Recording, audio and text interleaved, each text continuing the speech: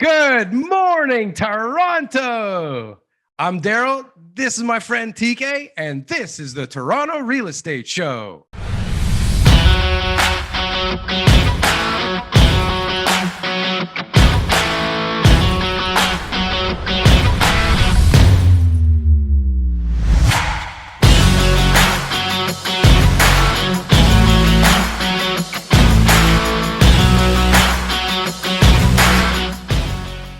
Don't forget to like, comment, and subscribe, and hit the damn bell.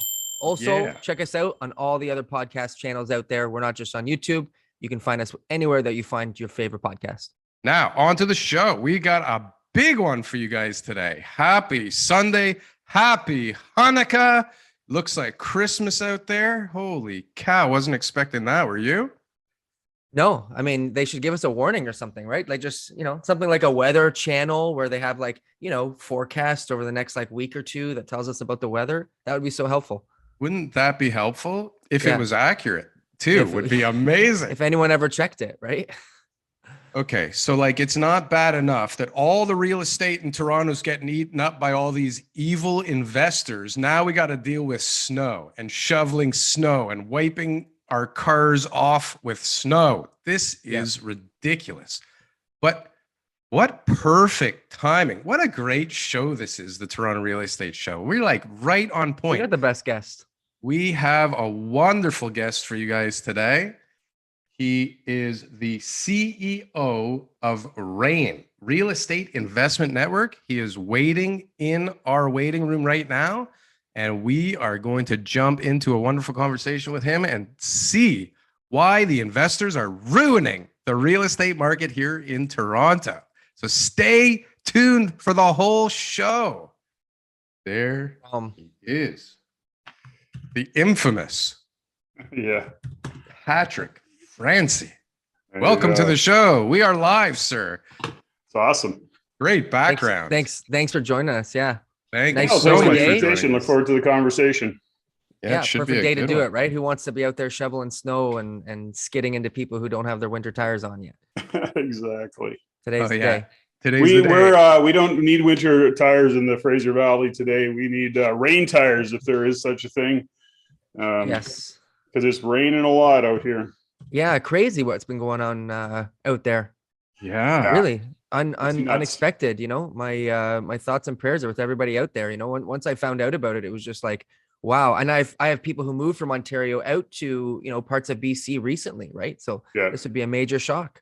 Our friend Mike in the night. A lot of water right across the province, and I live in the Lower Mainland, so I live in the Fraser Valley. So Sumas Prairie is 7 minutes from my house. So wow, you're in the heat of it. Quite unfortunate. It looks like your place is doing okay though, not underwater. Yeah, we're high. Yeah, we live in an area called Mount Lehman. So we're high. So we're on 5 acres out here. So we're elevated.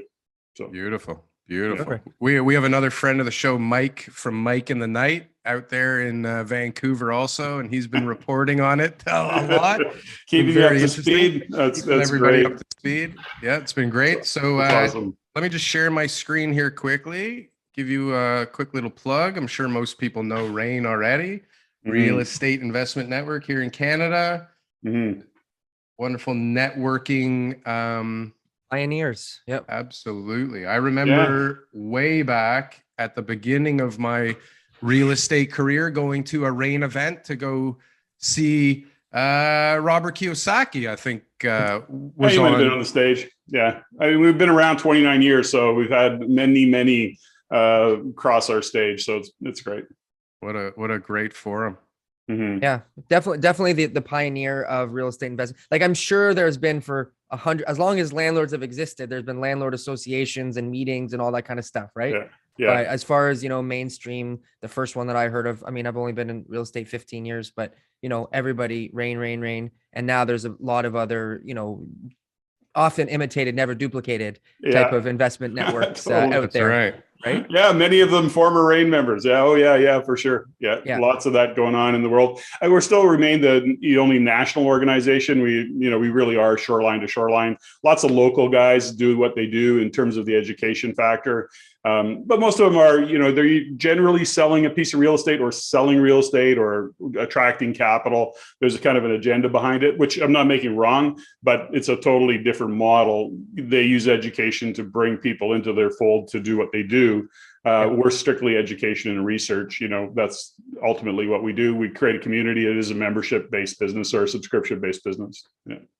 Maybe one of the reasons why 29 years later you're still here.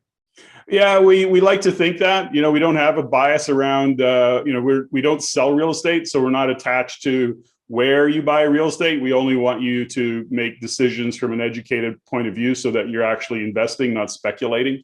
That's always the kind of the message that we try to get to people is, it doesn't matter where you live. It doesn't mean that's where you should invest. And so the local guys that are doing the education, we have to make sure that, is that region really good for investing in real estate? So we always look at it from that point of view, and we're unbiased in our research. So if Hamilton's awesome, then we let people know. And if it's not awesome, then we don't. So in this case, we started talking about Hamilton 15 years ago.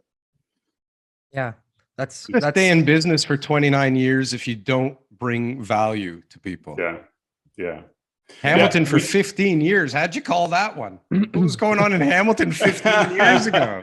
Well, it's Hamilton, Barrie, that whole area, London, like that, Aurelia. I mean, we were making those calls, like I say, 15 years ago, and people thought we were nuts. But there really is no denying what drives real estate. So people are investing today, for example, in this heated market, and good for them, as long as you know why you're investing and where the market's going. Our job as real estate investors is to make our money work harder for us, and we work for our money.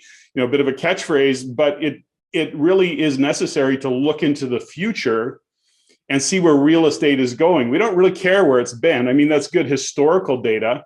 And where it is today is not where we're making our money. We're making our money in the future. And so we have to look into the future to say, what's driving this real estate market? Why am I investing here, there, or somewhere else? Why am I going to invest in Calgary, over Edmonton? Or why am I going to invest in Edmonton over Peterborough? It doesn't really matter, or Kelowna over Vancouver. So we make these decisions based on what drives real estate so we can get in front of the wave, not chase it. Right. I think the key is to see into the future and know something that everybody else doesn't know, or see some type of value that other people just don't see, to see it in a way, different than everybody else. That's the most important thing, right? Yeah, it is. Take the criticism, right? Because that's, 15 years ago talking Hamilton or, wherever the next market is right now, it's hard, right? Because everyone's going to tell you you're nuts. It really is. I put something up on Twitter yesterday, and I said, you know what? When people tell me I'm crazy and my numbers are wrong, I know I'm on the right path. Exactly. That's generally the case, right? Most people read headlines. We've for years said, look behind the headlines, look behind the curtain. What is that? Excuse me. What does that headline really mean? And, unfortunately, headlines attract you to read the article, but a lot of people don't read the article. And then they don't even really understand necessarily how to disseminate the information they're being given and what it means. So you can read it, get information, then you go, so, GDP's dropped, percent. Well, what does that mean? Well, it may mean nothing, or it may mean something. So you have to look at it and start to take that information and do something with it. In the world of real estate.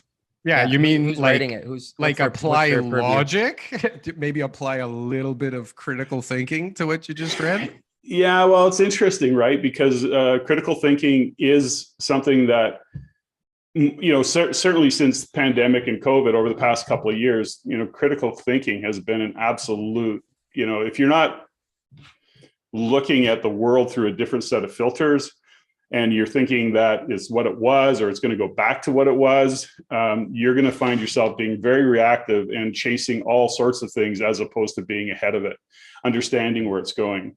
We are right now, time and time again, we're looking at the research and the dynamics of what's happening in the world of technology. What does that mean to real estate? We did our summit here a couple of weeks ago, and I just wrote a paper on, work from home and work from anywhere, and what's that going to mean to real estate? 5G, I'm calling it the new transportation change. And so, because transportation changes, as you guys know, are hugely impactful on a community, on a town, on a city, it's like rapid transit. You know, when you put those things in place, when you open up a corridor to an area that really wasn't open before, or it was limited, it's like the 407, it changed, you know, I mean, think about what that road or that highway did. And so these are things that we have to look at. I'm looking at 5G and going, guess what?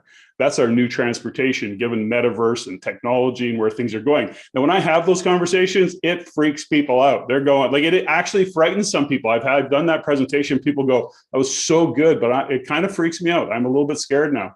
And it isn't about that. It's about understand where that fear lives, because we're going into a new world, and we're already there. It's just the volume hasn't been turned up yet. Same thing with the internet, any major innovations, right? This is how it is. Fear comes first. I don't want to change. How am I going to do things the old way, right? And people don't want to accept that there's going to be some adaptations in their lifestyle. But this is everything you just said, Patrick, was fantastic, because this is what we've been talking about now for the last like couple months, is exactly what you just went on about. And that's amazing that you share that. Yeah, I want to say longer than the last couple of months. And quite honestly, I don't think most people, if anybody, really understands how impactful and dramatic the change is going to be, because there is so much technology coming down the pipe and converging right now that it is going to be insane. Yeah, well, you make a really great point. I mean, it was something, because we've done so much. It was like back in March 2020 when things kind of shut down.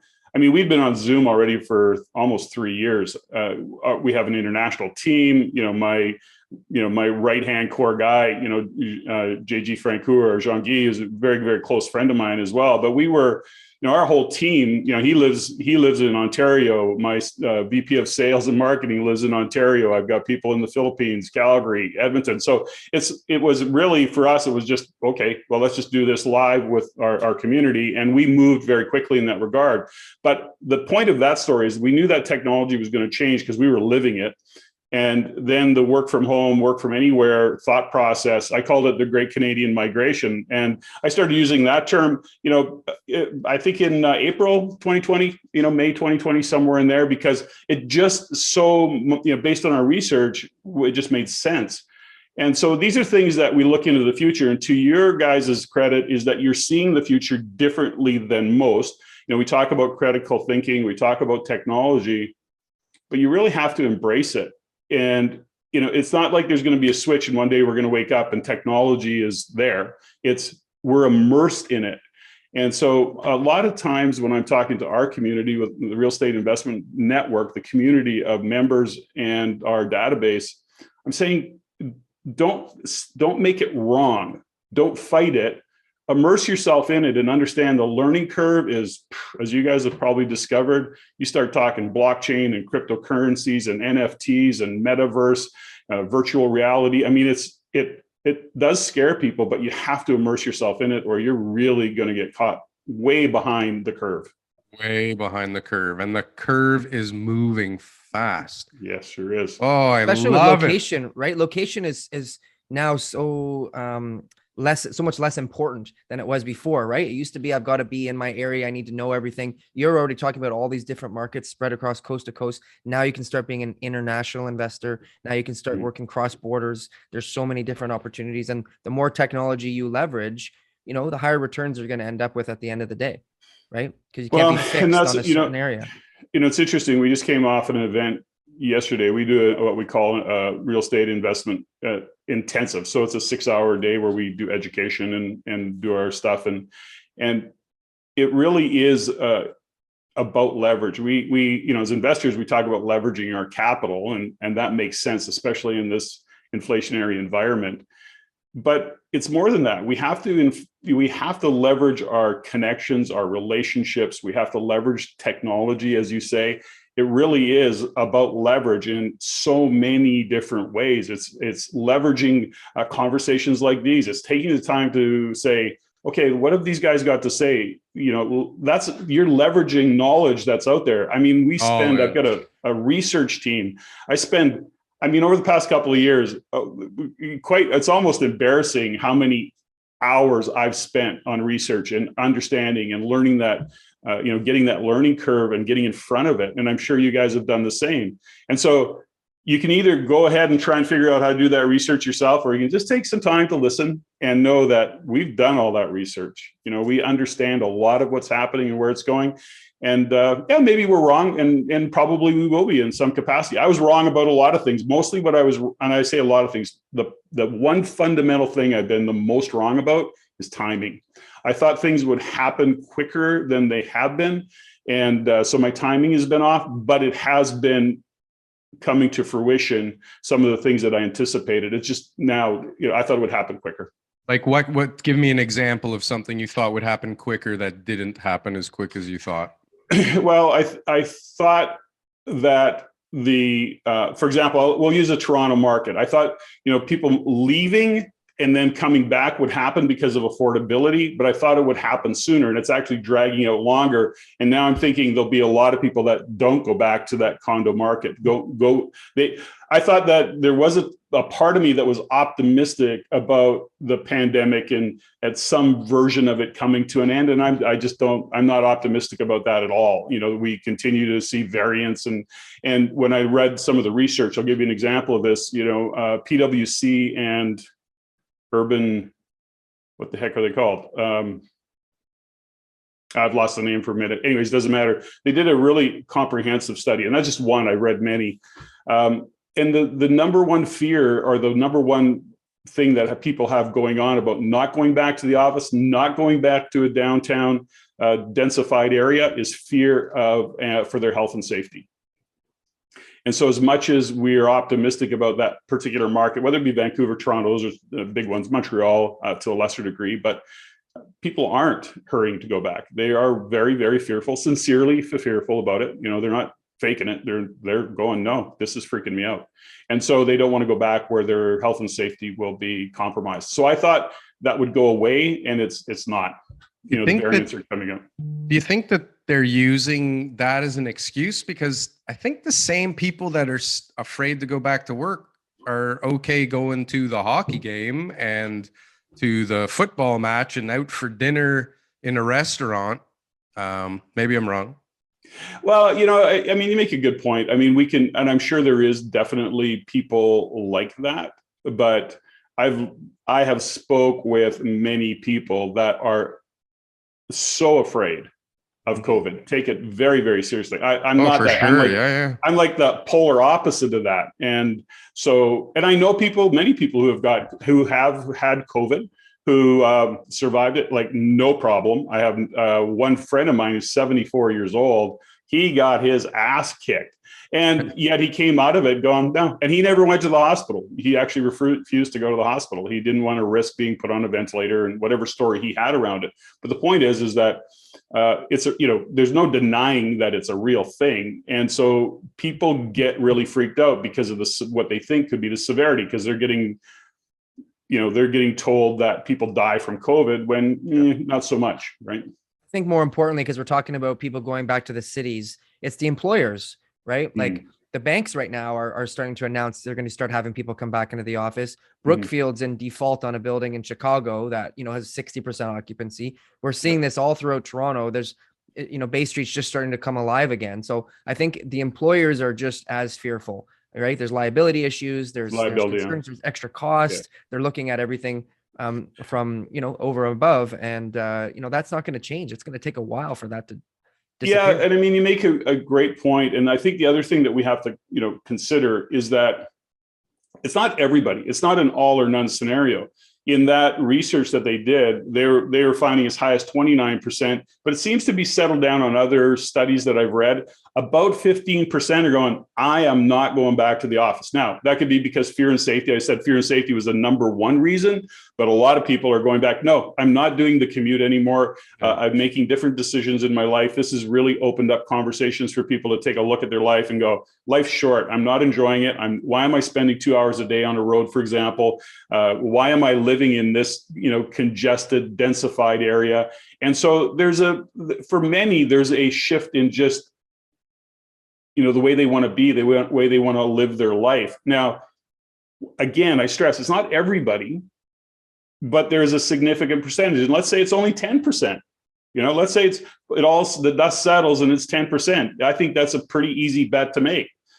What does that mean in the world of real estate? Well, 10% of a population that says, I'm not going to the office anymore, I'm not commuting anymore, I'm not, I'm going to go to a smaller center, or I'm going to really shift and focus on my lifestyle. And, there's a thing called, they want to be 15 minutes from the world. So they want to have their hub shrink, walk, bike, do something simple. They want to simplify their life. It's about lifestyle. It's about having the space at home to work. Many who are, right now, these are all trends that we have to consider. They're not definitive, but right now it's a trend that we go, oh, maybe this will sit. And that is around parents who are pushing back about vaccinating their children. And what they're doing is they're saying, I'm not putting them back in school. I'll homeschool them. So that has an impact, because some parents, one or the other, are leaving their jobs, going, no, I'm going to stay at home. My kids are my priority. I'm going to homeschool. I need more space to do that. Or I'm only working part-time, or I will only work from home. So these are all things that are right now shaping to be trends. Whether they will continue, we don't know. I think they will to some degree. We just don't know what that is. And that ultimately that does affect real estate. Ultimately, it does. As investors, we look at real estate through a different set of eyes and saying, as a rental housing provider, what is the gap I'm trying to fill? And so you vacancy, look at the job vacancy rates. Is that something that you guys are talking about a lot right now? Yeah, job vacancy. The problem with Canada, as I'm sure you both have come across, it's hard to get data. It's hard to get accurate data. The U.S. But we do know a couple things, right? We know that the unemployment rate that our government provides us, or StatsCan, those numbers are very, very misstated, and you can't, because they don't take into consideration a lot of different factors. So as much as they say, oh, we're back to pre-pandemic, yeah, no, we're not. Ask the people that are still unemployed, ask the people who don't want to go back to work. I mean, there's still a lot of that out there. Now, is the economy really strong? No, it's not. You just have to look at the different sectors. Right now, we're, over 10% of our GDP is driven by real estate. And that's awesome, but it's not healthy, given that many other sectors have not come back and are still struggling. When you say 10% of our GDP is real estate, so a 10% swing in people's behavior in that market will change things drastically for the overall economy, right? Yes, and these are things that are happening now. Right now, real estate is what is driving the economy. It's what's keeping things percolating, and that's great. It's why I don't think we're going to see, I think the Bank of Canada is going to be very hard pressed to raise rates in a meaningful way, because the fallout from that will be quite dramatic, because there's other industries that are still struggling. They're not going to pick up that slack. And so they have to consider all those factors, and it's why they're resisting. And I'm not here to say it's right or wrong. It's just that when we look and we're assessing a situation, they're going to be hard pressed to raise rates too much. It'll happen. Even the quality of the loans and stuff like that. I know OSFI's been very, very concerned about who's got mortgages right now and the lending practices over the last 18 months. So they are concerned. Yeah, they definitely don't want to put too much pressure on people. They do care about the housing market, whether people like to believe that or not. That's a major priority for the government.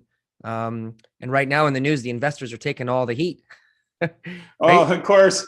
Of course. That's the people want answers, right? And so they always need somebody to blame. They need a villain to push against. So, it's foreign buyers, it's investors, it's lending rules, vacant homes, vacant. Yeah. It's all those things. Right. Yeah. And it's all of those. It isn't any one thing. It's a combination of many things. So they say, well, it's supply and demand. Well, if the government just built more houses, and municipality, but you're never going to get a municipality to open up just all of a sudden and start doing things that differently than they've been doing for many years, which is, what is the application process for a builder to get in there? What is the zoning process? What is the, how do they actually move a project forward when you've got a municipality that's got boxes that they got to check off, and, oh yeah, we'll get you your permit, but first we got to do this. Can you go back and bring me this information, please? Everything. So it takes years for these things to happen. So of course, supply is limited, and can they, if you've got a 7-year, if your process takes 7 years for a builder and they cut it in half, that'd be awesome. But that's still 3 years down the road before they even get, even before they even get a shovel in the ground. Shovel in the ground. So that's a great segue into some wonderful headlines that we've seen in the last couple of days. I just sharing my screen here. Investors are pouring fuel onto a hot housing market. The consequences could hurt everyone. Ooh. Well, I go back to this, these are things that understand is the general public, the first time home buyers, the people who want to live in a home, feel it's their right to be able to buy a home. They need somebody to blame. So yeah, they're going to blame, people who are actually investing in real estate. First time home buyers in Toronto being pushed out by investors. Similar to Stats Can and the argument about how they're recording, unemployment rates and all that kind of stuff too. This is the same thing. So TerraNet is the one who does these studies, and they just look at, do you own another home at the time of purchase? So you may be planning on selling that home, right? And you just, are having them bridge over for the closings. You might be buying another home, for a family member and co-signing for them, right? Like there's so many different things that make this stat really not believable, just like everything else. But there's another side. There's another side to this equation too, right? Which is, you're going to see just as many headlines about the lack of rental supply in many regions, and it's funny because if you don't have investors, you're not going to have rental supply. And so, they don't connect they don't often connect the dots. And, that's what makes for great headlines. In Toronto and Vancouver, though, I think it's pretty clear, right, that we would not have all the condos built today unless we had investors. Like, 100%. Look at the numbers. We've had some pre-construction experts on our show who, specifically deal in that. And we've heard things like crazy, like 70-80% investors buying these buildings. Yes. That's, so no investors means who's buying the condos for people to rent afterwards, right? Well, and it's interesting that, you think about what you just said there, yet we're still in our more, like we'll use Toronto or Vancouver as an example, we're often still short of supply in the rental housing side of the equation. So again, people look, the general media or the, mainstream media and or people who are trying to buy a house, they need somebody to blame for not being able to do it. They need somebody to blame or something to blame for the challenges that they're facing. And, right now, years ago or a few years ago, it's still coming up in Vancouver. Of course, it was foreign buyers, foreign investors. And so they did what they did on the tax, didn't change a thing because it wasn't really ever a big factor. So I read an article this morning or last night that I thought was pretty intriguing. I don't know when this was written, to be honest with you. I couldn't find it anywhere. Landlords bought more homes from 2008 to 2012 than all new homes built. And what this is talking about is basically that the price of housing, this is from the States, tended to go up as more housing supply came onto the market, and went down as the number of homes that hit the market decreased. And what's interesting here is that the article kind of goes on to say that it's basically investor demand that pushed up the market going, after the .com bust, everybody went into real estate. Everybody started, pushing the market. All these investors that had no right to be in the market started pushing the prices up. Zero down payments, interest only loans, and people walking away when the market went to hell. And then what they're saying is then, so the investors ran up the market, they all bailed on it. And then a new group of investors came in and ate up all that cheap inventory and screwed up the market again. Yeah. And they're talking a great deal about, and I've been arguing with people on Twitter like this for the last few days, like crazy.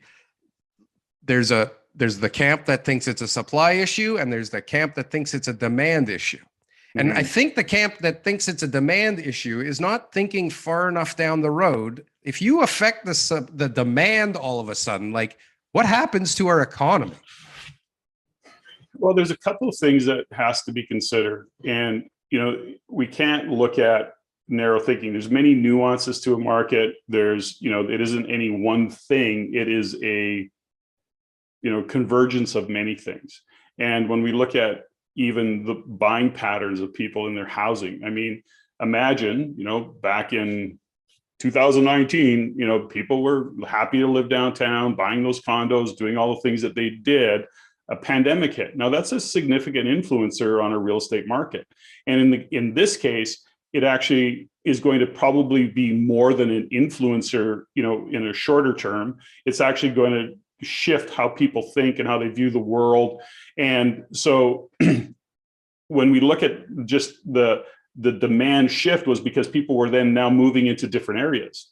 They wanted to get out of those congested areas. They had different plans. So it can't be just any one thing, and yes, is supply an issue? Yeah, supply is an issue because demand is high right now. Will demand, the bigger question is, will demand remain elevated for an extended period of time?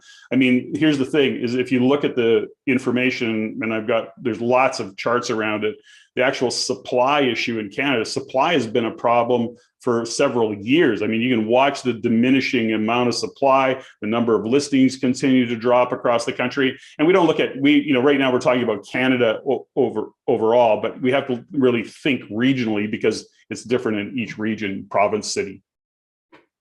Yeah, definitely. Very And different. the demand, I mean, demand fluctuates. That's just how markets work.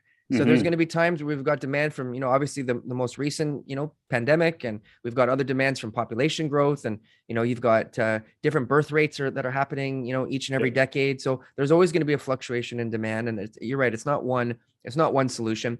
What do you think about, government policy and all that kind of stuff? Like would something like a 1031 exchange, like they have in the States, be helpful to Canadian investors to be able to maybe, sell some of their properties and to divert it into maybe new construction for creating new units? Like, are these the things that you guys talk about? What government policies could be effective? Well, I think, we don't talk a lot about it. Would it have an impact? Yes. But, I say again, is that we have to look at a much bigger picture. Is that really a long-term policy that will have, an effect over the long term, or is that just a Band-Aid for something today? And then there's a lot of speculation on whether that would work or not. So will it have an impact? Yes. Is it the answer? Absolutely not. And is it something that should be considered and should be looked at? 100%. But, anytime you get a government into something I don't believe they understand it. And I don't believe they understand it just because of what they're saying and how they react to some of the pressure they're feeling. Because in the world of government, it's always going to be politics over policy.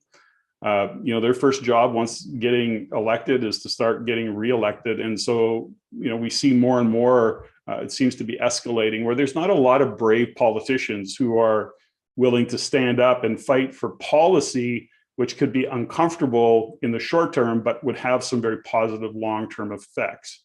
So back to what you asked about, the 1031, maybe, but it's not the answer. It's like supply, it's like me saying, well, if municipalities just would maybe improve on their process, their application, permits, et cetera, that would speed things up. Yeah, that would be helpful, but it's not going to be the answer. Right now, builders are facing increasing costs, uncertain material costs, labor shortages.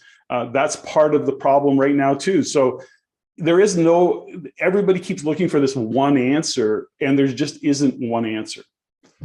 But who's the biggest lobbyist? Go ahead, Darryl. No, go ahead. I just want to know who's the biggest lobbyist in, federal government wise for landlords. Like in Ontario, they got the FRPO. And I'm sure there's something else in BC. No, nothing that shows up for me. To me, that's a bit of noise. I don't pay too much attention to it because it's like I say, to me, it's just noise. Will it have an effect? Yeah, but I can't spend my time looking there. I got to look at. I'm spending more of my time of looking economically at what's happening, because ultimately, whether it's government or whether it's lobbyists, I mean, the government would have to make some very, very big and bold moves, whatever they might be. Right now, they're paying, lip service. As long as there's continue to kick the can down the road, say the right things. Well, we'll give the province, we'll give that province $1 billion, and they can spread it out amongst their municipalities to, push them to, make the application processes faster. I mean, those are all really, and we're going to build all this housing. I mean, they're not even going to come close to filling the gap of shortages of housing. And then, who are they really looking after? Are they looking after affordable housing, or are they looking after first-time home buyers? What is it they're trying to get? What is the gap they're trying to fill? And even by the time they come to a conclusion of what that is, another 2 years has passed. So that's what happens in the world of bureaucracy. Absolutely. The study of the study of the study. Yeah. Well, it's interesting. I think it was W5. No, who was it? I think it might have been W5 anyways. They just did a whole kind of expose, if you will, on British Columbia right now, and the dikes and the flooding, and for how many years they have been warned by the provinces, by the municipalities, time and time again about the flooding that will happen. And the municipalities spent, millions of dollars on these studies, and they fed it up because they're big numbers. There's hundreds of millions of dollars to repair or rebuild the dike system that protects Fraser River and protects these communities. And now, of course, the light has been being shone on it. And again, it was I've lost his name. Doesn't matter. He's anyways. I lost his name. But the point is that he's going. We're going to do another study. And I'm looking at that going, oh my gosh, if you're in Merritt, BC right now, and you can't move back to your house, and your house is under 5 feet of water, the last thing you want to hear is we're going to do another study to figure out what we need to do. They've been done. Just do it. Well, so recently here in Toronto, and I'm not sure if this is a thing in Vancouver already, probably is. You guys tend to do things a little bit before us over there. Well, we just introduced inclusionary zoning here. Do you know about that? I've heard it, but I'm not up to speed on it. No. So basically what they've done is they've decided that they're going to force the developers here in Toronto to produce anywhere from 5 to 10% of their units as affordable housing. If they are close to a transit hub or station. And so most people that actually understand how things work know that the developer is not going to eat that they're going to pass it on to the end user. And what happens is, yes, 5 to 10% of those units will be less expensive, but the other 90 to 95% are going up to compensate and effectively just raising prices across the board. We're also talking right now about what we call the yellow belt neighborhoods, where you can basically only build a single family house or a townhouse, I guess, or a link or a semi, but single family homes. They're now talking about opening that up to be able to put in multi-family homes. Another thing that, in my opinion, will raise prices, but I wanted to get your 2 cents on that, or TK's 2 cents. Well, I think, TK, go ahead. I mean, I have a thought of, here's fundamentally, when I look at housing, I'm really only looking at it from a investor point of view. So what does it mean to a real estate investor? And because we're looking at it just through that set of eyes. Now, the impact and the decisions that our governments or municipalities make in terms of how it'll affect housing, the home buyer or somebody living in affordable housing. I don't really, I have not a lot of opinions about that per se. I try and stay aware of all of those things. But when I look at what's happening from an investor point of view, I'm only looking, and I ask the question, so what you just discussed, what does that mean to me as an investor? And then if I can come up with an answer that says, well, that makes sense because now I can do this, that, or the next thing, or I'm going, whoa, I think that's going to have a very negative impact on me as an investor, as a rental housing provider, then I'm going to pull out of that region, or I'm going to pull out of that particular neighborhood, for example. So that's how I look and view the world. I'm looking through a different set of eyes that yes, I pay attention to first time home buyer issues and what they're bumping up against, but I want to know how it affects us as investors. So Makes sense. Darryl's point, so the inclusionary zoning, if I'm a Toronto developer, I'm going to be looking outside the city of Toronto because it's only in the 416 that this will include. So this is going to spread the big deep pocket developers out into the 905 or beyond. Because why would they want to take an affordable, housing allowance just to be able to develop in an area that they can get the same returns or more elsewhere? The multiplexes, though, I think it's fantastic because we've got a ton of single family. I don't know Vancouver. I don't know BC. I don't really know it at all that well. But in Toronto, we have this huge amount of land that was built with all these single family, and with this neighborhood zoning, you're barely allowed to get a basement apartment in. So to allow triplexes and fourplexes and some small commercial multifamily to be built there, I think would make a lot of sense for an investor to start looking at suitable sites. Right. For an investor, 100%. So this is what happens though. So tell me if I'm right, Patrick. So an investor goes and looks at a single family home now as a fourplex because it's allowed. So he's going to compete against somebody who wants to buy that for their family. And they're going to look at it. Okay. So the guy looking at it for his family is going to say, next door sold for 1.3. Therefore, I think I can pay 1.315 and I'm okay. And it makes sense to me and the bank will do it and blah, blah, blah, blah, blah. The investor goes, there's 4 doors in this place. If I spend this makes sense to my investors. This makes sense for my returns. This makes sense for the long term. I'm looking at this as a 50-year play. I don't even care what I pay for the damn thing. And all of a sudden, the house that's 1.315 turned into 1.5 overnight. Sure.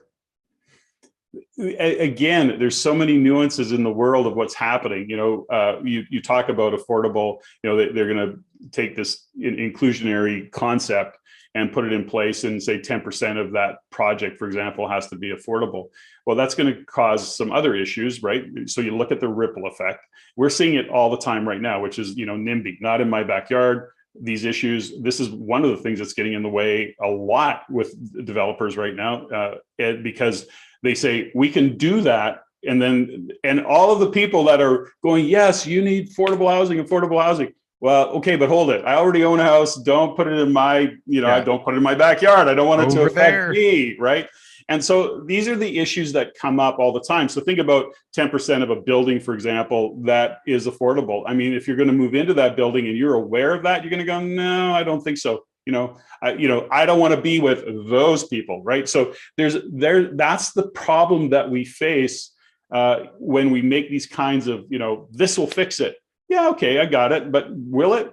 Probably not. So again, there's no one answer, and they're all very, very good points. And I know that the government is doing the best they can, but they also don't have a lot of knowledge. They don't communicate really well, I don't believe. Certainly with the mom and pop investors, for example, who make up, almost, I think 60% of the rental market, over 50. I don't know what this, and it depends on what region you're in, but they're not communicating well. They do a pretty good job, I think, with builders and developers. Not that the builders or developers are happy about it, but these are things that there's so many issues in the world of housing, and everybody's looking for an answer, and there just isn't one. The real debate that you said there's no answer. Is there even a problem? Are prices is this even an issue right now, that the fact that prices are going up and that it's more expensive and that your income's not getting is this a problem? We could look back 10 years from now and say, this was necessary and this was all part of what was to be, we're always looking for a problem. There needs to be something solved. We need to have more housing. We need to drive prices down. We need to create more this. Maybe we're actually doing everything the way that it's supposed to be, and that things are actually as good as they can possibly get. Right? Something lasts for 30 years. Is it not sustainable? Well, you guys, where is the mark? Yeah, where's the mark for sustainability? When do we hit sustainability? If in the last 30 years, what we've seen, we can't consider this sustainable. Yeah. This is such a great discussion and conversation because, when we look at, TK, you make a great point. Who says this is wrong? And the reality of what's happening is housing in Canada has continued to rise. I can tell you, I've been around the block for many years now. And, back in my day when I was looking at buying a house, interest rates were, I think, 19%. And I was complaining about affordability, and I could never buy a house with interest rates at 19%, and all of the things that happened. I remember I finally did buy a house. I think I paid 14% at the time interest rate, and I just was so happy when I was paying 9.75%, like 9.75. Yes, look at that mortgage buy down. So I was really celebrating those times. The point is of all of this is that when we look at what's causing housing, we talk about inflation, and the reality of it is that the pandemic just put everything on steroids. It shifted the globe, money printing, like it just doesn't stop. And at the end of the day, we look at what's happening in inflation, and wages have never kept up with that rate of inflation and that housing, and they never will. So people are starting to realize and consider this, is that not everybody are real estate investors. And, right.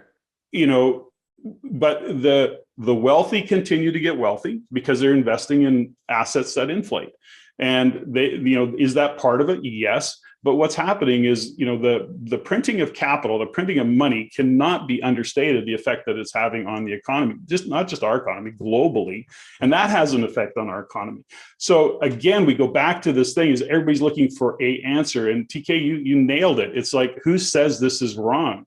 And yes, the pandemic put things on steroids and sped things up, the velocity. And I mean, when we look at what's going to happen with technology, the velocity of technology, imagine 18 months ago, whatever it's been, 20 months, people didn't know how to spell Zoom. Now it's all they do.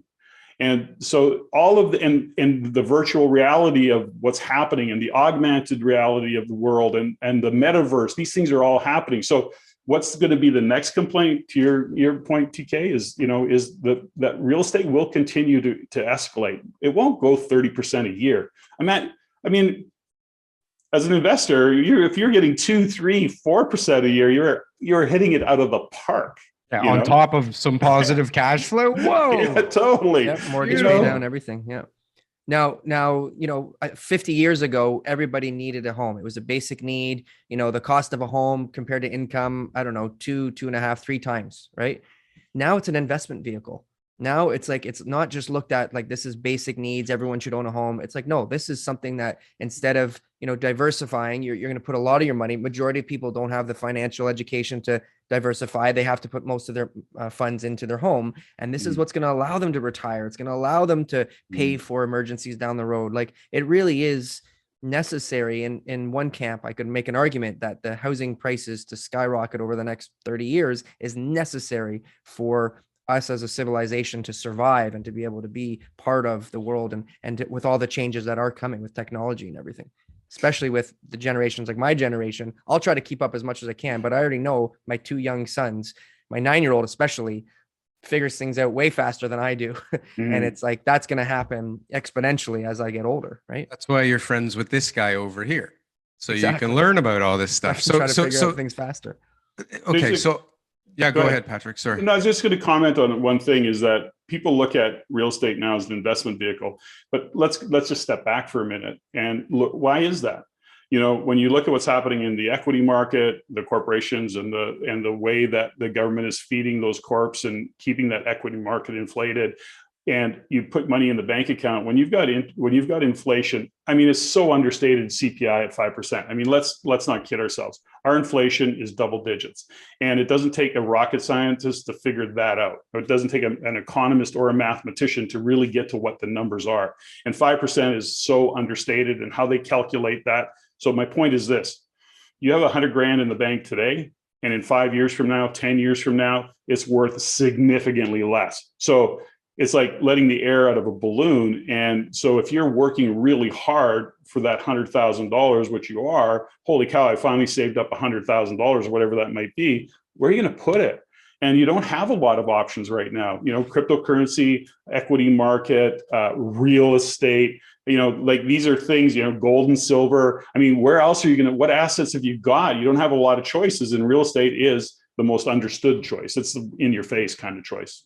Well, and so, okay. So now to add to that, and to add to at least what I see coming down the pipe that will accelerate pricing considerably, I believe, sustainably, I think too, is the fluidity of the real estate market and the tokenizing or the NFTing of the marketplace and the ability to buy now online without seeing, or to pop on a set of goggles and feel like you've actually been there and press a button and buy now with no resistance and no baloney and no legal fees and possibly no commission fees and like who knows what other government, like there's so many fees and baloney that has to happen when literally there's the technology there right now today that you could press that button and own it instantly. What is that going to do to the market, right? Wow. What is that going to do? Can you imagine? It's a game changer for sure. And if you haven't come across them, I encourage you. They're out of Vancouver here. I encourage you to Addy, right? I mean, we've had them on our stage and we've gotten to know them quite well. I mean, gosh, invest $10 or $50 or 1,500 max, and the next thing you know, you actually own a stake in a piece of real estate. And I mean, and they're expanding on that particular model. And I mean, how much better can that get? But what does that do? It gives people the opportunity to, number one, put their money to work, which is so important in this environment. But number two is that actually they're just getting started, and there'll be other addies. But to your point, it's going to start to drive these real estate prices and continue to drive them. Will they expand at 20, 30, 60%? No, I hope not, because that's just not healthy. But will they continue to rise? Yes, 100%. And imagine you could sell now and there's just a pool of people ready to buy a fraction of the thing or the whole thing. Like all of a sudden it becomes like a stock market, right? Well, it is. Did you see the article where Proppy, you can look at it, you can Google that one, is Proppy, who did the first ever tokenization, the first ever NFT on a piece of real estate. They got 5 times their asking price. So, you look at, and that's they're the first in the large organization. The point is that this goes back to where we kind of started the conversation, gentlemen, is that you have to pay attention and be looking into the future so that you're actually getting ahead of the wave, not chasing the wave, as they say. So the Toronto Real Estate Board is trying to pioneer, this with TerraNet, who's the land registry here in Ontario. So they've got a new system coming out called R.E.I.N. So R.E.I.N is coming out where the listings are going to be NFTs. So therefore, you would be able to create a listing that is non-fungible and that you're going to be selling a product. I know that there's a little bit of anti-competitive, parts to it that Trev is always involved with, but it's also going to be in partnership with TerraNet. So again, this is all just the beginning of putting properties on the blockchain and starting to get people to understand how it works. And eventually, I mean, when they went from, land titles and land registry and switching everything over from paper format to digital, I mean, there's an evolution, right? So eventually all the properties and all the land ownerships could all be on the blockchain. And then both traditional transactions and, crypto transactions will be transacted and recorded on the blockchain. I mean, to me, that's where it's going. And that's like, sorry, go ahead. No, I was just going to say is that we bring this up and, for us right now, we're early on, we're adopting and understanding and working hard to educate ourselves on it. And we are, definitely a unique group of people that would even want to have this conversation. So I just sent you that link, Darryl, of just to give you some idea. Thanks. I actually shared it on the screen while you were talking about it. Oh, okay. Got it. Yeah. Oh no. Oh, I pressed the wrong button. Sorry. Editor will take care of that. So there's, these are, for me, it's always about getting a message out there. I'm not trying to be right about everything. I'm not trying to be, somebody who is, demanding of government or I can get pissed off. Like you want to talk politics with me, I get so fired up about it. I can't help myself. And it just drives me absolutely crazy because they live in a different world, a different set of values than I have. I'm kind of a capitalist at heart, probably somebody even call me a libertarian, but at the end of the day, I want to drive and educate people and support people. I love what I do. You know, the Real Estate Investment Network, we've been around 29 years. You know, I've been part of this community, and it really always for me is about how do we empower people to stay ahead of the game. To, you know, as much as we talk about affordability, on one side of the equation, we're you know, there's a group of people that says, you know, the government's got to support me. That's a conversation, right? In my world, I'm going, I can't count on my government. I don't count on my government to support me. And so how do I work within the system to actually create a financial future for myself? And I use real estate and other things too, personally, but we educate people in all of this. So for, you know, for guys like you, what I love about it is you're young, you're on top of it, you're paying attention to the game, and you're trying to support others in learning as well. And that's where the power lives, I think, is just trying to get the message out to people that we can sit here and bitch about the government all day long. We can bitch about policies and all the rest of it. We have to say, what do we need to do to support our communities, support ourselves, support our families? How do we need to look after this? And if we sit around waiting for our government to get it handled, we're going to be gray and old and still not have the problem solved. And I think you expand that. If we wait for anyone to do it for us, right? Yeah. We're really screwed. So we have a little bit of time left, and I really want to ask you about this because it's come up. I didn't expect to talk about all of these wonderful technologies, and so I love that you're into this. This is like my bread and butter, man. What I want to know is, have you started talking about, or do you have people doing research on, is this a discussion in R.E.I.N about investing in the metaverse, buying parcels of land in Decentraland or the Sandbox or anything online? Is this like a thing that's starting to happen in R.E.I.N right now? You know, that's a great question, Darryl. And the short answer is kind of yes.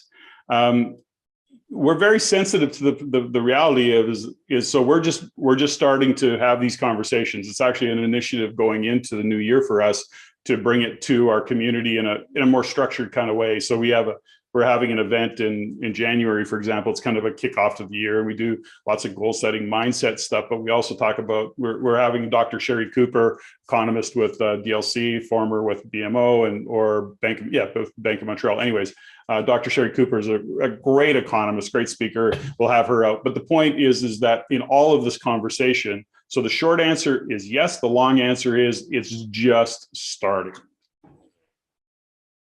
Yeah. And so what are your thoughts on that? Like, would you ever buy a piece of land in the metaverse? Well, I think what's going to happen, the short answer is probably. You know, you mentioned it just in what you were talking about, is that, you know, we look at the virtual reality, the goggles, and we think, oh, those are kind of cool. And people played a game or you've experimented with it and go, oh, I can look at this house. I say, here's my prediction, and I could be full of shit. I mean, probably am, but I'm throwing it out there because I just like to do that, is that I say in 3 years or less, you will have to own a pair of virtual goggles. Like, you will own them like you own your phone, because it is the way you're going to see the world. It's the way you're going to go into the office. It's the way you're going to hang out at a board meeting. And it's the way your tenants are going to see your properties, or you're going to look at properties yourself. That is where we're going to be. And I think it's going to happen. And my timing's been wrong all along, but I'll say, I think it's based on what I've kind of read and seen and the research that the team's done. It could happen pretty easily in 3 years. Will it be everybody? No, but it'll definitely be a lot of people have adopted it.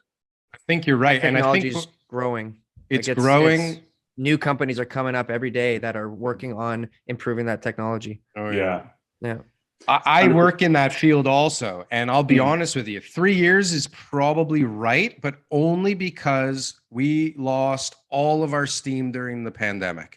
Because I'm telling you, right before the pandemic, I felt like it was going to start to happen. People were starting to get ready to adopt it. We were talking about it with so many different developers. And all of a sudden, who the hell wants to put on a headset that somebody else just put on in a public space? Yeah. Right? Yeah. No, the cost of the headsets came down. The first time Darryl showed me his backpack and his thing, and he's like, it's only $2,000. And I said, yeah, you know, $2,000, I wish. Whatever it was, you know. And then, you know, now I've got my little Oculus Quest 2, and for under $500, and I'm sure that's going to even get cheaper, right? So well, technology is deflationary, and that's part of the problem that people, face that are in it. A lot of technology is just deflationary. I mean, you think about, we'll use Blockbuster as a kind of the big example that many people still relate to. And, the joke is that Blockbuster could have bought Netflix for 50 million, and, they chose to continue doing what they were doing. So, when we look at the deflationary impact of technology, music's a classic example. People are going back to, classic LPs for music and collectibles, but at the end of the day, you'd spend $20 on an LP and you'd get, 10 songs and it'd be one band. Now you spend $8 a month or free. And the next thing you know, you can have unlimited amounts of music and groups to listen to. So these are the things that we see in technology. So to your point, 100%, we're going to see technology get cheaper. Goggles will, at some point, probably in 10 years from now, you'll be standing in line, if you're standing in line at a store, and you'll be picking them up as a kind of an auxiliary item, like we pick up gum right now. Who knows? One of the things that's interesting about it is that this is something that we found in our research. So we talk about our phones, right? We all got them. Our life is in a palm of our hands, right? It's, it started out as we actually used them as a phone, and occasionally we still do, but then it was about our contacts. Then we could have music, then we could live stream, then we, FaceTime, all the things that we could do. And then it was GPS. I mean, it was less than 10 years ago. It was like 8 years ago that GPS started to, and the next thing you know, I was literally, 10 years ago when I first moved, a little over now, but when I moved to Vancouver, I'm like looking through a map to figure out where the hell I am in Fraser Valley or in Lower Mainland. But the point is this: is now it's become, that's what you do. Then of course we get into now today. We pay for things off our phones, and today it's now it's our medical. Everything is in the palm of your hand. So but it's literally in the palm of your hand. But here's the thing, that if you haven't looked at it, you probably have because of the industry you're in. But Amazon came out with Amazon One, where they're now testing live primarily in California, but there's other areas where you now place your palm on a scanner, paid. They've got all your information. It literally reads your palm. So, where's that all going? We don't know, but that's technology. Absolutely. Yeah, Moving fast. I'm excited. I think the identity that we have with our phones today, it's almost necessary, right? When you say, can I send you a video, send you a text, whatever the communication is, WhatsApp, whatever, will be the same thing. As you need to at least have an identity in the metaverse within 3 years. Otherwise you will be missing out on a part of life. I watched Warren Buffett was actually talking about Apple and the iPhone, and it changed my mind, just this one sentence. And he said that the iPhone is actually extraordinarily cheap. And I mean, we all know it's like $1,500 for the new one, and that's not cheap by any standard. But what he said is, it's more important to all of us than our cars, right? And when you compare the phone to the price of a car, and if you ask many or probably most people, they'd probably give up their car to keep their phone, right? Like that phone is just so much more ingrained in them and their daily lives than the car. They'll take a Uber or a bus to keep that cell phone, right? And that just blew my mind. The idea of a $1,500 phone that is like 5-6 times more than what we used to pay for a phone is considered cheap by one of the top investors on the planet. Well, I think, something, Darryl, he made a really, really great point. And when we look at the value of a car over a phone wins every single time. Yeah. There's always a way to get a ride, but there isn't always a way to get into your bank account, so these are things that we have to consider. And I think that's a great point. The one thing that you brought up in the car, we haven't really talked about technology, is autonomous driving or autonomous cars, and then driverless cars. And so we think that that's a future state. I have a friend of mine who sent me a video that actually, first off, is he's in a restaurant and his meal and payment is through a robot. Now it's this cool stand that is programmed to drive around the restaurant, literally delivered his meal on a tray. He passed it over. Now it's not a high-end restaurant. It's kind of quasi fast food, but not quite, a little bit above fast food. But the point is, it was delivered by a robot. Okay, so that's the first thing. Then autonomous or driverless cars, we think that's a future state. Well, that's going to be really cool in 2030. No, China's been doing it since January of this year, over 100 cars doing just that. The cost of the cost of an electric vehicle that you don't own and what it costs us today versus, you know, maintenance, gas, insurance, all of a sudden that cost comes down to virtually nothing. And so it's not going to even actually make sense for us to own cars. So back to the real estate factor. Well, what does that mean? Well, okay, parking lots, we don't have room to build. Well, we don't need these parking lots anymore either. So this is all, you know, kind of future state stuff, but there's the reality of what's happening right now. Technology is deflationary. Technology will change how we move and how we get around, and you know, cars is one of those things that's happening. So we look at all that technology, and it's coming at us. It's already in place.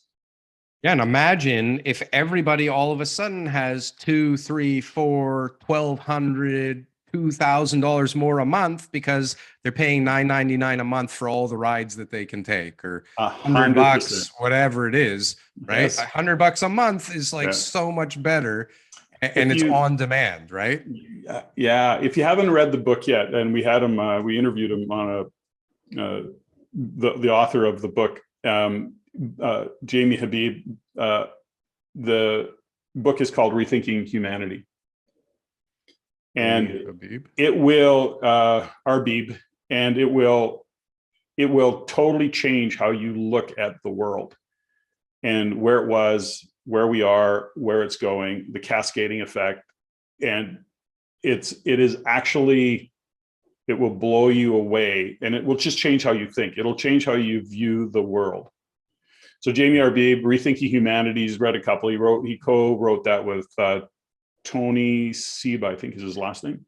Oh my God, that guy's brilliant. Yeah. They're both brilliant. So, but Tony, like I've watched some of his videos, and that guy's called the future for a long time. Yeah, well, his partner is Jamie, and so it's we've got it online somewhere. I don't know where we put it, but the point is that for anybody who is really interested in this stuff and is looking and wants to break out of this kind of mold of how we think, that book totally changed, you know, my team's view of the world and what it actually means. And it's so fascinating to understand how we even got to where we are today.